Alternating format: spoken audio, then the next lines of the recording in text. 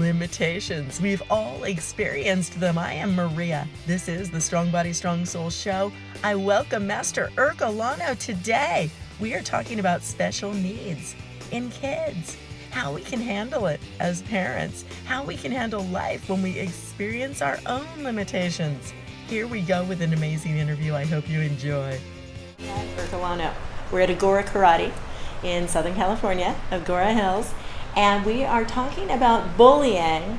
We are talking about parenting, but right now we're going to switch our focus to special needs.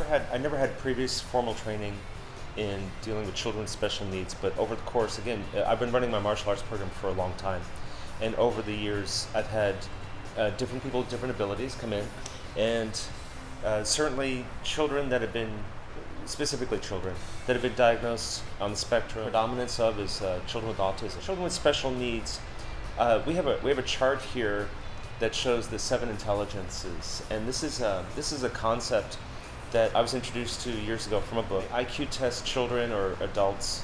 They test them in a couple different areas, but high IQ can be in any area. So when someone has a special need, I look for what are they enabled in better. You know, kind of like when you what's their strength? Exactly. What's their over. Yeah, Okay. that's what I focus on. Right. So it's more not what you can't do. What can I do? What can we work with? We've had a few children surgery done on their ankles when they were quite young, corrective surgery, so they have limited mobility, and so balance is an issue because their ankles don't really move or pivot in the way that's typically functional. So we've modified the system, and we modify the way that they kick, and they modify the way that they stand. The only thing that's stopping them from progressing in martial arts now is their determination, because the system is adapting to what they need.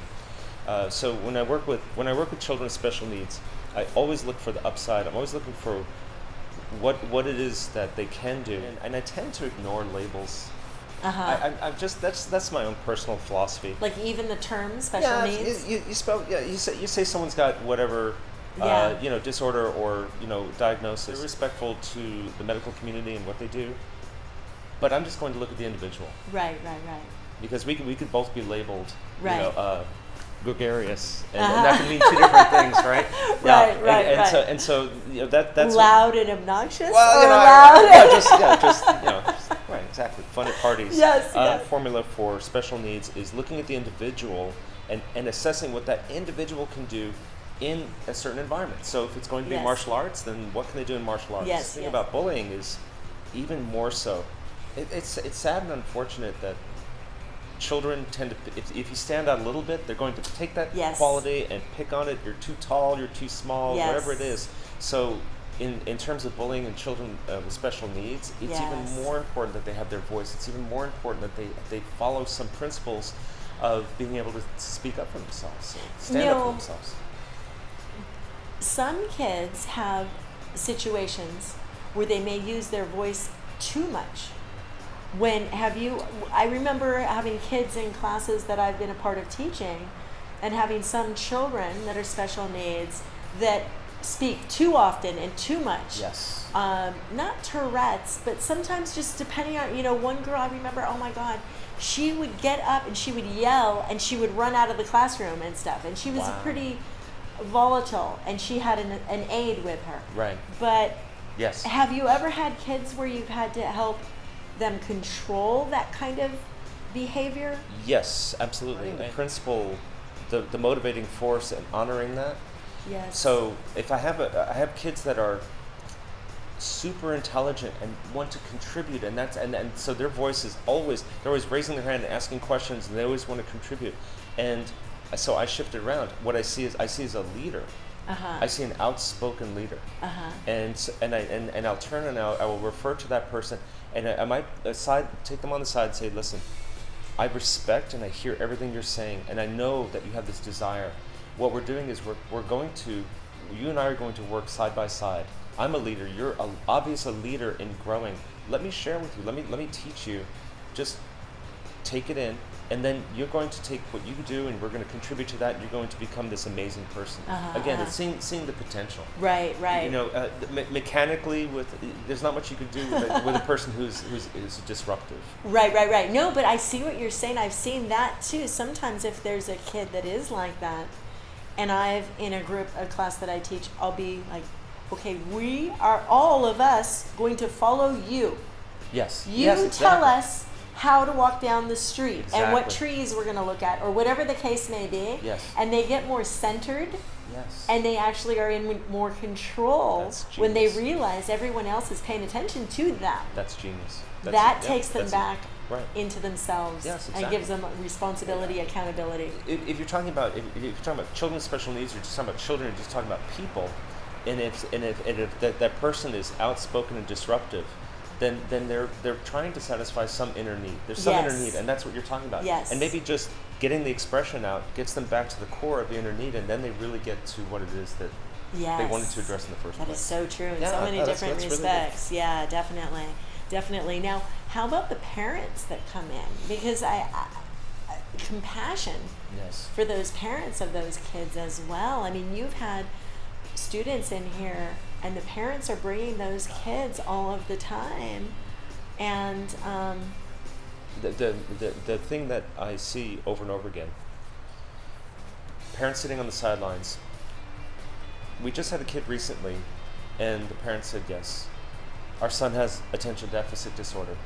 The doctor diagnosed it, and again, and I'm not a doctor and I don't know about diagnosis, but it wasn't that. It was the father, the look on his face.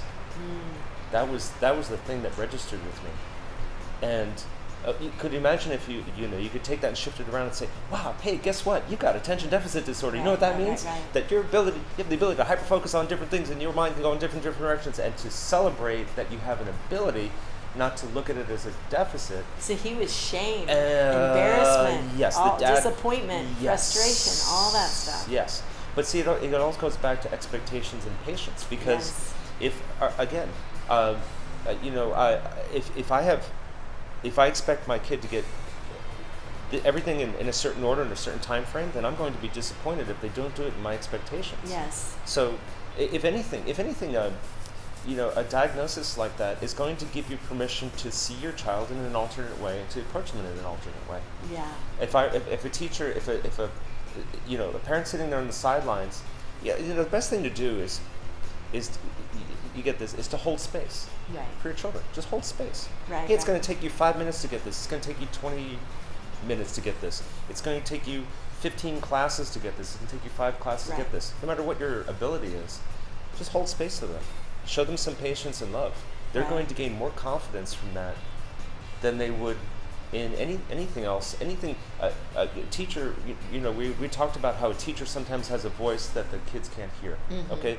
But the parents will always have that child's soul and spiritual connection, always. So you're always conveying information. Right. And the best thing. Yeah, through your energy. Totally. Right. So you're if you have a kid with special needs, and again, having dealt with them here, the best thing to do is to find the upside, find the positive, focus on the positive. Just put that other thing off to the side here. Deal with it, obviously. Right. And that's not easy to do. No. We're not saying it's easy to do that, but that is what needs to happen. Yes. And that awareness, and again, that letting go of ego. Right. Like we were talking earlier, of realizing you can't be everything for your child. No. Your child is different than you were expecting. Right. And that's a hard thing to come to terms with. Yes. But I think you do an amazing job with the kids here.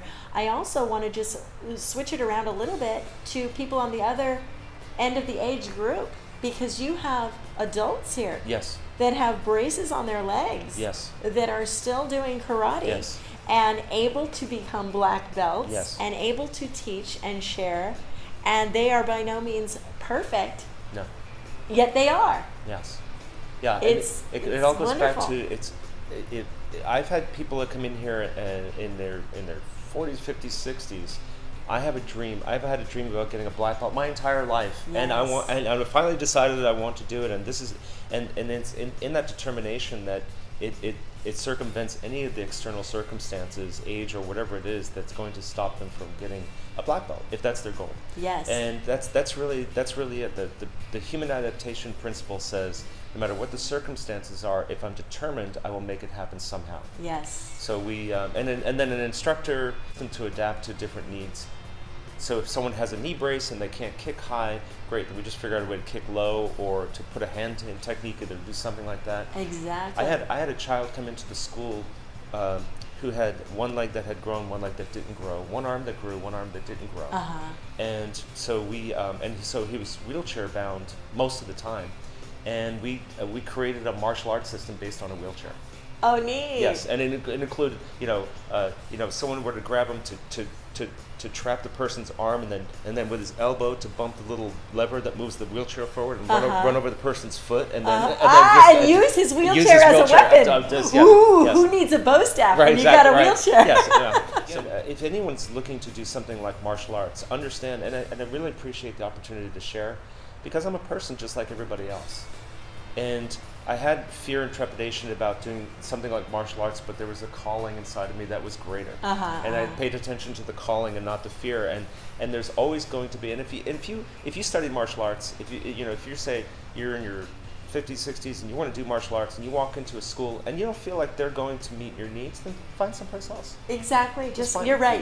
Just like when I'm looking for my child, look for yourself for the right fit as well. Yes. Of course. And I think that as you get older, or as you have any kind of limitations, to adjust that awareness of what you are capable of and being honest with yourself about that. And that doesn't mean compromising to make it easier. It's still a challenge, and it's a balance to find that edge.